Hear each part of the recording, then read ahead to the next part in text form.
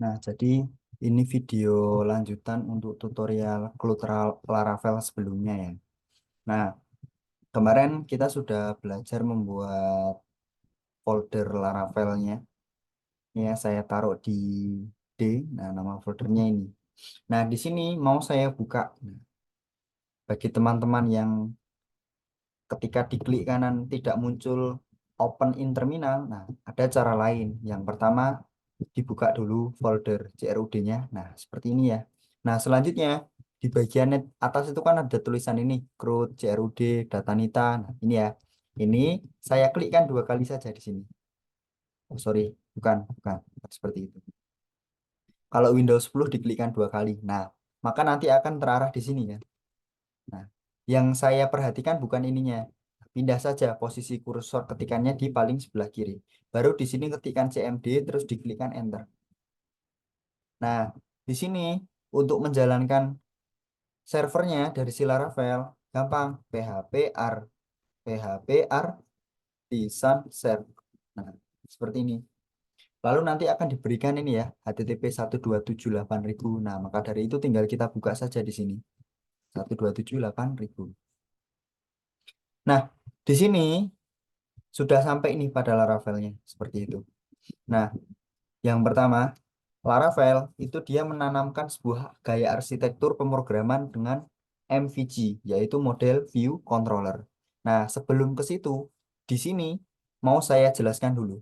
Setiap ada URL baru, nah contohnya di sini ada URL siswa ya. Nah, seperti ini. Nah, maka di sini not found. Laravel jika ada URL baru, maka dia ada router baru. Nah, router itu tepatnya di sini. Bentar ya, tak tutup dulu. Nah, app bukan app, sorry, routes. Nah, di sini web.php. Nah, ini ya. Nah, sekarang adalah ini materi membuat router. Nah, ini. Nah, caranya gimana, Mas? Nah, kita buat rootnya. Root. Nah, get. Nah, kita lihat pada URL-nya tadi. Di sini URL-nya namanya siswa. Maka wajib di sini mendapatkan URL siswa.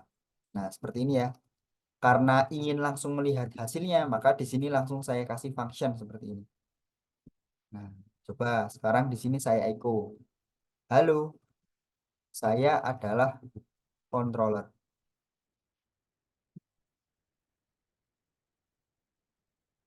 Coba kita save dulu, kita lihat hasilnya, refresh. Nah, maka si Laravelnya sudah mendapatkan URL siswa. Nah, maka langsung tampil ini tulisannya tadi. Halo, saya adalah controller. Nah, akan tetapi bukan seperti ini. Router, dia wajib akses controller. Nah, itu ya. Router wajib akses controller. Satu, router wajib akses controller. Nah, cara ngaksesnya gimana? Nah, gampang, tinggal seperti ini saja. Nah, nama controllernya apa? Siswa controller. Selanjutnya, di sini nanti diakses by index. Sorry, diakses by kelas atau fungsi ya. Maka di sini dia menyuruh si siswa controller untuk menjalankan function tertentu gitu. Boleh indeks, boleh siswa, boleh murid. Nah, bebas. Nah, tapi kalau di sini defaultnya saya kasih function index. Nah, ini bawaan dari Laravelnya ya.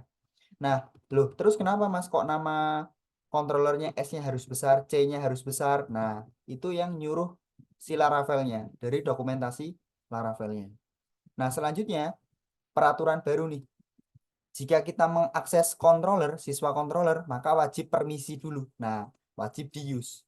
Use controller itu ada di sini. App, HTTP, controllers.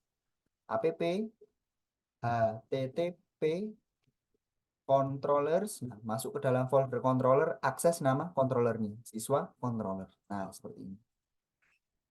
Nah, untuk slash-nya, kenapa kok sebelah kiri? Nah, kenapa nggak sebelah kanan aja, Mas? Nah, itu nanti silahkan dieksplor sendiri ya. Kenapa kok slash yang dipakai di sini nggak slash miringnya ke kanan seperti itu.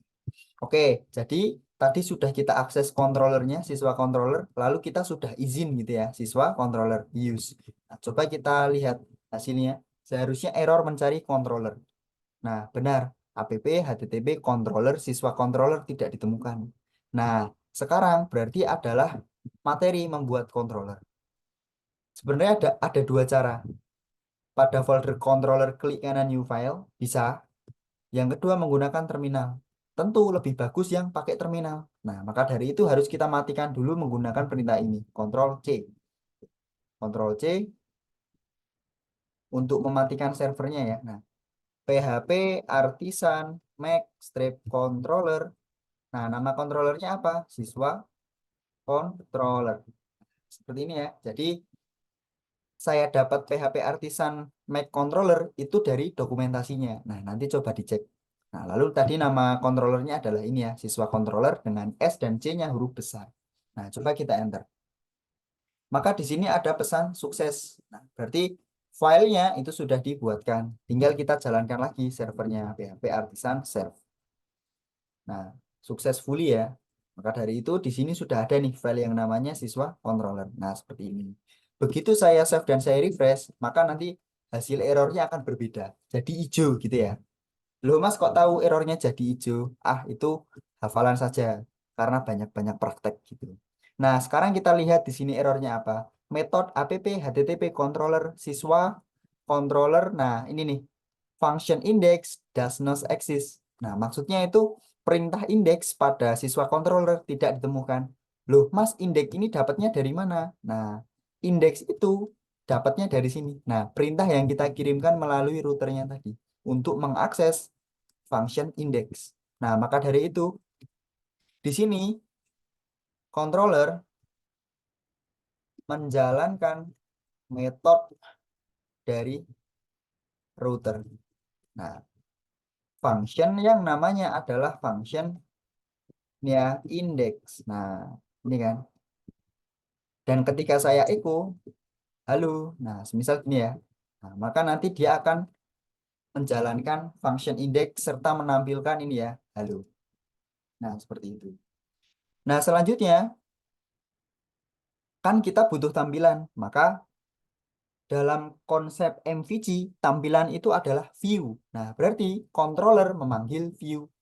Ini ya, controller butuh tampilan atau interface ya. Interface. Nah, maka dia panggil view. Nah, cara manggil view-nya gimana? Nah, caranya seperti ini. Return view. Nama view-nya apa? Semisal di sini siswa ya. Atau tampil data. Tampil data. Nah, coba kita save, kita refresh. Seharusnya dia akan error mencari view. Benar, di sini dia mencari view ya. Namanya ini, tampil data. Nah, view itu di mana, Mas? Untuk lokasi foldernya. Nah, dia ada di sini. Resource, views. Nah, ini ya. Gampang, tinggal klik kanan new file. Nah, nama view-nya tadi apa? Tampil underscore data.blade.php. Nah, di sini si Laravel wajib suruh menambahkan kata-kata .blade. Loh, kenapa, Mas? Nah, itu adalah dari dokumentasinya gitu ya. Kalau di kode ini PHP natif kan cukup gini doang mau. Cuman kalau di Laravel dia memang suruh menambahkan ekstensi .blade gitu ya. Nah, coba di sini saya save dulu, tak perlihatkan hasilnya, refresh. Nah, ini ya, tampil data.blade.php. Nah, seperti itu. Nah, berarti di sini kita akan membuat sebuah interface. Nah, maka dari itu kita butuh CSS-nya Bootstrap. Oke, berarti di sini tak buka ya situsnya Bootstrap, getbootstrap.com. Nah, kita akan melakukan instalasi Bootstrap. Download ini ya, download compile CSS NGS. Nah, yang itu berarti tak buka di ini ya, download.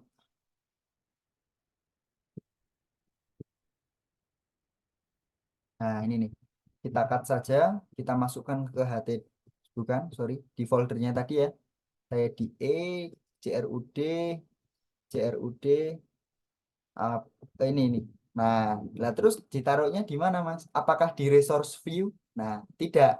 Jadi untuk mengakses bootstrapnya tadi itu kita taruh di sini, di dalam folder public gitu ya. Nah, berarti di sini kita ekstrak saja, klik kanan, ekstrak here.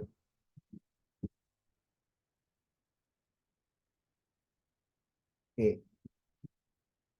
nih terus yang zip-zipannya ini tak buang aja karena udah nggak kepake. Karena yang kita pakai itu isinya ya. Nah ini yang kita pakai folder CSS dan juga JS ini. Kita keluarkan aja. Nah jadi di dalam folder public ada dua folder lagi, yaitu adalah folder CSS dan juga JS miliknya si Bootstrap yang barusan kita download. Nah ini ya, ini kan udah nggak kepake nih. Kita buang aja ini. Yang atas. Nah udah tak buang.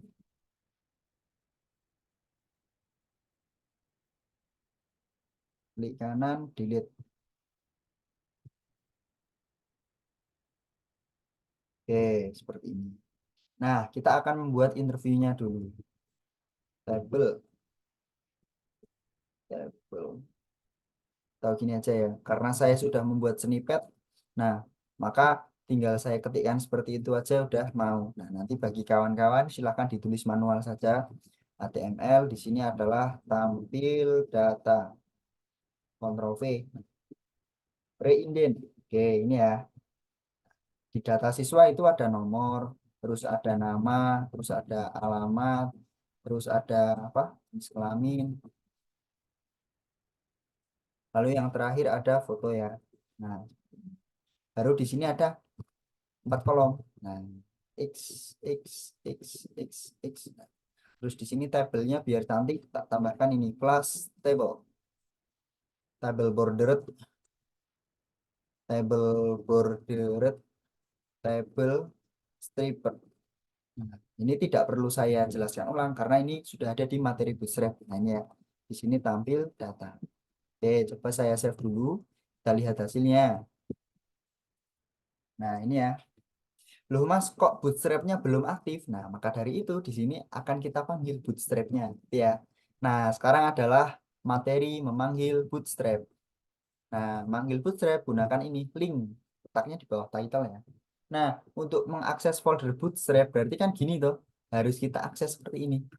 127.8.000. Nah, copy, tak tempel di sini. V, nah, masuk ke dalam folder public, masuk ke dalam folder CSS masuk ke dalam folder bootstrap.css. Nah, coba kita save dan kita refresh. Oke, belum mau ya. Sebentar. CSS bootstrap.css public. Nah, mana nih public?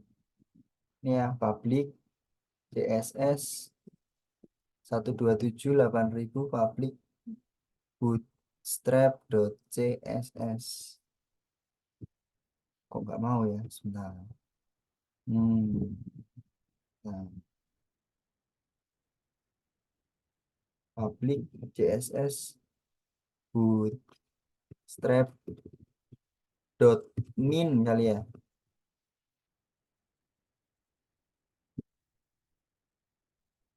resource views. Nah sebenarnya caranya itu seperti ini. Nah akan tetapi HTTPS 127.8.000 itu sudah terwakilkan oleh URL-nya ini PHP. Nah echo URL. Nah ini ya nama foldernya. Nah jadi PHP echo URL itu sudah setara dengan 127.8.000 tadi. Nah tinggal kita akses saja seperti ini. Nah, mau ya? Nah, seperti itu. Gampangannya ya seperti itu tadi. 127.8.000 itu sudah terwakilkan oleh URL-nya. Nah, sehingga di sini ketika saya panggil bootstrap-nya maka sudah aktif gitu. Sudah di public gitu ya. Nah, sekarang kita lihat database-nya dulu ya. Kalau database-nya kita masih pakai yang kemarin itu adalah tabel siswa. Sebentar, terloading.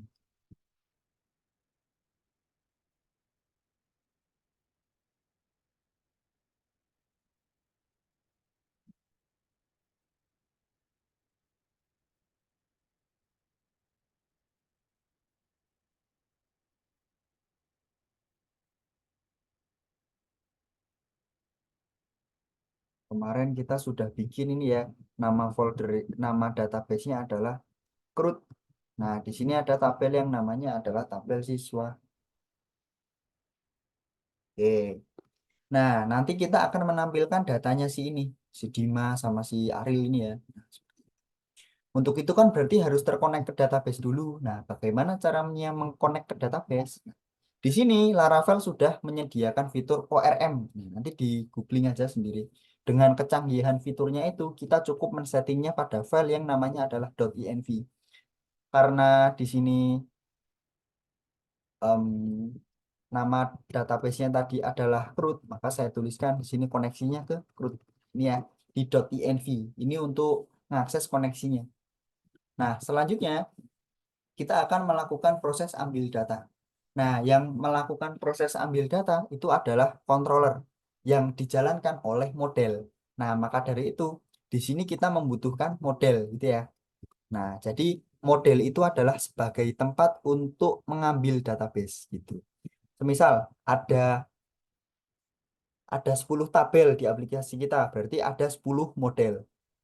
Terus semisal kalau ada 20 tabel, maka berarti ada 20 model gitu ya. Berarti satu tabel satu model. Nah, di sini controller butuh model, maka use use model.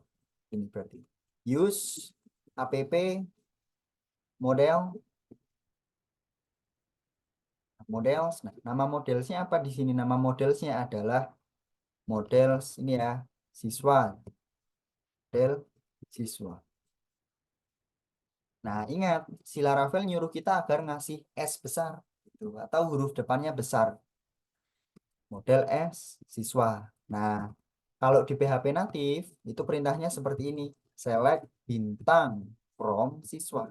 Nah, akan tetapi kalau di Laravel tinggal seperti ini doang. Siswa all. Nah, udah ini doang. Coba saya DD ya. Nah, DD ini digunakan untuk ngecek. Nah, coba saya save dulu, kita lihat hasilnya. Seharusnya dia error mencari modelnya.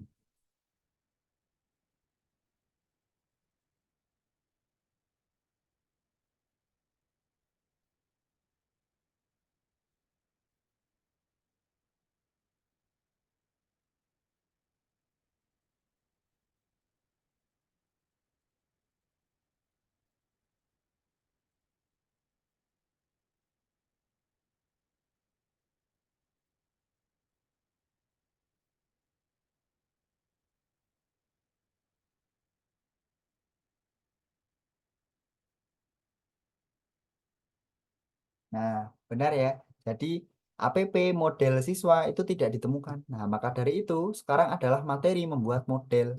Nah, untuk itu di sini kita matikan dulu. Perintahnya sama kayak tadi. PHP artisan make model. Nama modelnya apa? Siswa. Nah, gunakan perintah ini ya. PHP artisan make model namanya adalah siswa. Oke, sukses. Nah, ini baru loading.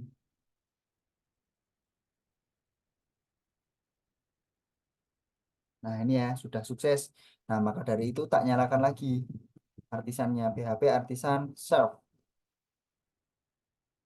Oke. Nah, modelnya itu di mana Mas? Di sini. App model. Berarti kan dibuka folder app, lalu dibuka lagi folder model. Namanya adalah siswa. Nah, selanjutnya di sini adalah ini model perlu konfigurasi dengan tabel. Nah, dengan tabel. Nah, nama tabel yang kita buat tadi apa ya? Coba kita cek dulu. Nah, oh, ternyata namanya adalah model siswa. Berarti di sini harus kita kaitkan dulu antara model siswa dengan tabel siswa. Nah, caranya seperti ini. Dollar public table, nah, namanya adalah siswa.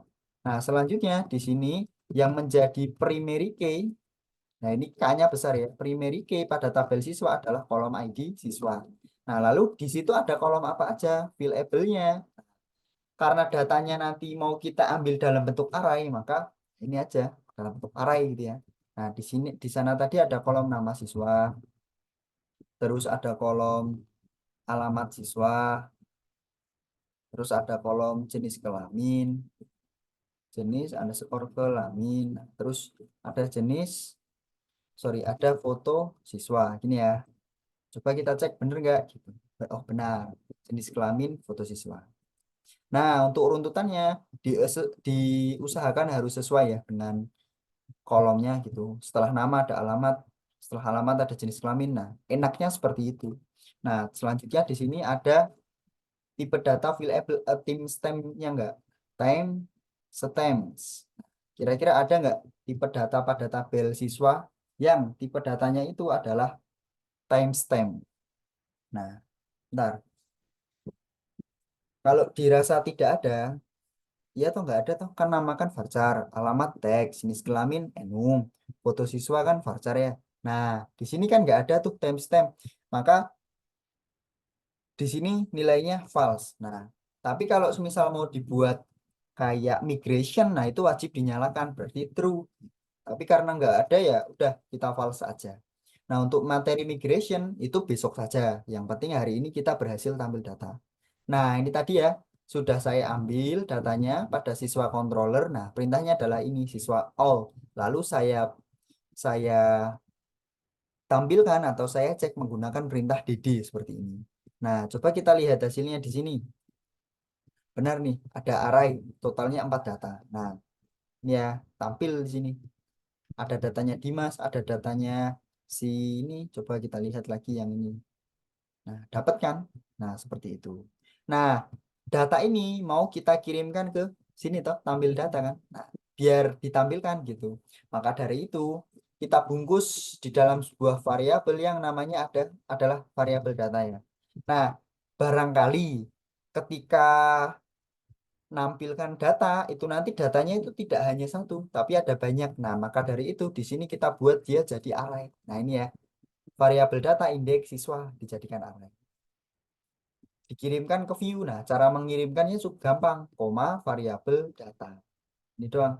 Oke, selanjutnya berarti ke view, di sini tinggal ditampilkan saja untuk menampilkan menggunakan perintah for each. Nah, ini ya kemarin sudah for each variabel nah siswa. Ingat, di sini variabel data itu hanyalah sebagai kardus, variabel siswa sebagai plastik. Nah, sehingga yang diakses di sini adalah plastiknya, variabel siswa. Kalau di sini S-nya besar atau di sini variabel murid, maka for each-nya wajib di sini variabel murid. Tapi karena di situ siswa ya udah. Nah, siswa gitu ya. Coba tak save dulu, tak refresh. Nah, maka dia nanti akan tampil jumlah datanya. Tinggal kita echo satu-satu. PHP echo variabel k plus 1. Terus yang bawahnya variabel value indeks kolom nama siswa. Terus yang bawahnya itu ada alamat ya. Nah, terus yang bawahnya ada jenis underscore kelamin. Nah, terus yang bawah di sini ada yang namanya adalah foto siswa. Ini ya. Coba saya save dulu, kita lihatkan lagi hasilnya. Refresh. Nah, sudah tampil di sini. Tapi kok fotonya belum ya? Nah, foto siswa. Nah, tampil di sini. Nah, ini adalah untuk tampil datanya. Sekian.